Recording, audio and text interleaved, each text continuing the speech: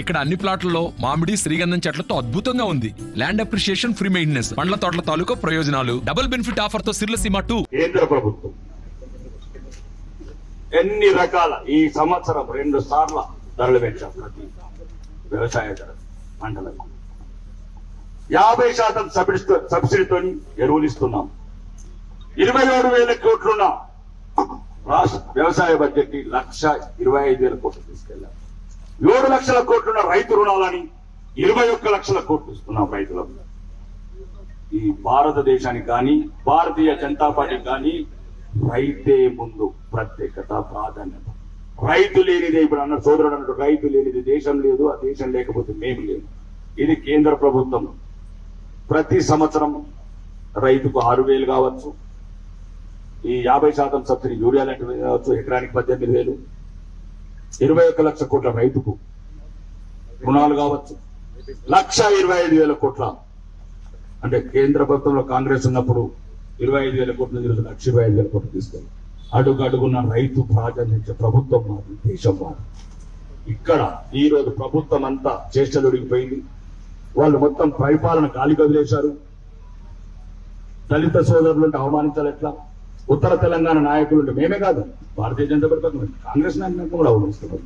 ఒక మంత్రి పదవి లేదు, ఆదిలాబాద్కి లేదు, నిజామాబాద్కి లేదు, కామారెడ్డికి లేదు. ఎక్కడెక్కడైతే ధర్మం గెలిచిందో అక్కడ కక్ష తీసుకుంటున్నాడు ఈ కొడంగల్ ముఖ్యమంత్రి.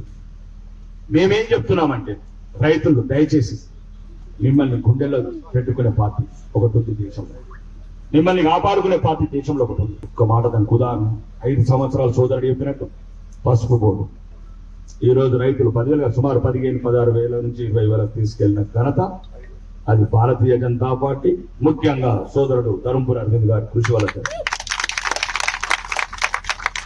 రాబోయే ఎలక్షన్ లో ఉత్తరపల్లి షుగర్ ఫ్యాక్టరీ లాంటి, బోధన్ షుగర్ ఫ్యాక్టరీ లాంటివి కూడా తెరిపెట్టడానికి ఇప్పటికే ప్రణం తయారు చేస్తున్నాం. మీరు కూడా స్థానికంగా ఆలోచించండి. లేవనోడిని, లేకపోతే కూర్చున్నోడిని, కళ్ళు మాగురైనోడిని, మోకాళ్ళ నొప్పులోని ఎన్నుకుంటారా? లేకపోతే చెప్పిన మాట వినడం వల్ల ఒక డైనామిక్ లీడర్ ధర్మపురి అరవింద్ గారు ఎన్నుకొని పసుపు బోర్డు లాంటి ఇంకా షుగర్ ఫ్యాక్టరీస్ కావచ్చు, రైతులకు సంబంధించిన నష్టపరిహారాలు కావచ్చు, పోరాడేవాడు ఉంటే దిగచ్చోటి ఉంటుంది. దయచేసి రాజకీయంగా ఎందుకు చెప్తున్నాడు, పోరాడేవాళ్ళు కావాలి. 6 సార్ల ఓటమి ఉంది, 3 సార్లు గెలిచి మురిసిపోయిన ఇప్పుడు ఆ తరం నాయకుల గురించి ఆలోచించకండి. ఇప్పుడు ప్రత్యేకమైన పరిస్థితులు తెలంగాణకు.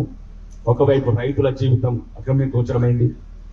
దాని ఎట్టి పరిస్థితుల్లో కూడా మా సోదరుడు బండి సంజయ్ గారు చెప్పినట్లు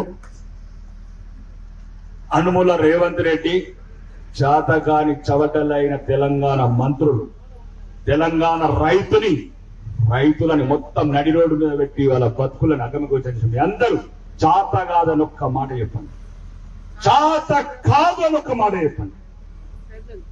ఒక్క రోజుల రైతులకు కాదు, మీ 6 గ్యారెంటీలను కూడా ఎలా అమలు చేయాలో మేము చూపిస్తామని బీజేపీ సోదరుడు. మరిన్ని వీడియోస్ కోసం ఛానల్ ని సబ్స్క్రైబ్ చేయండి, లేటెస్ట్ అప్డేట్స్ కోసం వాట్సాప్ ఛానల్ ని ఫాలో చేయండి, అండ్ లింక్ డిస్క్రిప్షన్ లో ఉంది.